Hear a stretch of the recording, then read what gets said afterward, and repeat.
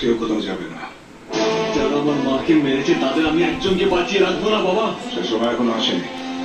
20 বছর, 20 বছর যখন তুমি সেই সময়টা বের করতে পারোনি, আগামী 20 বছর পারবে না বাবা।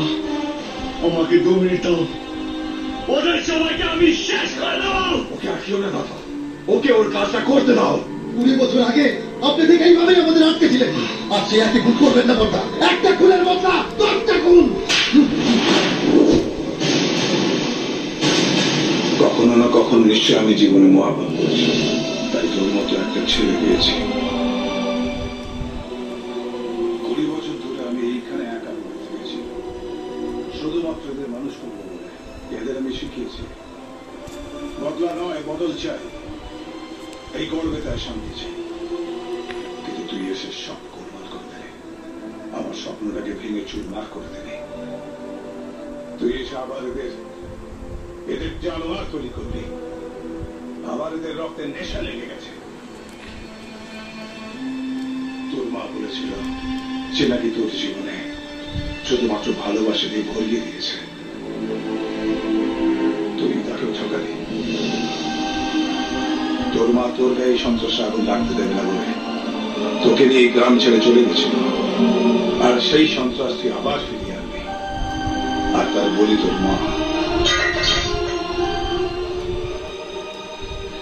আমি যদি জানতাম তোকে গর্বেতে আবার আগুন জ্বলে উঠবে, তাহলে কখনোই আমি তোকে এই পৃথিবীতে আনতাম না, কিছুতেই না।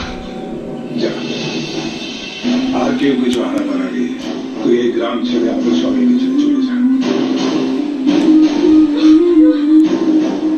আর কোনোদিন এই গ্রামে ফিরে আসিস না, এমনকি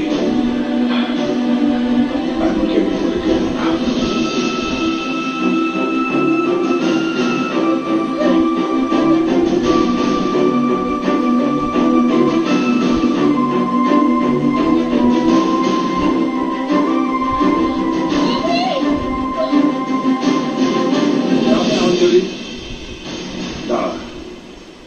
আমি তোকে ওই অমানুষের হাতে তুলে দিতে পারবো না। জেনে বুঝে এত বড় ক্ষতি আমি তোর হতে দিতে পারবো না। আজ ওর জন্য ওর মা মরেছে, কাল হয়তো তোকে মারবে। ও যেমন অতিথির মতো দুদিনের জন্য এই গ্রামে এসেছিল, ওকে তেমনই অতিথির মতো চলে যেতে দে। তুমি যে ছিলে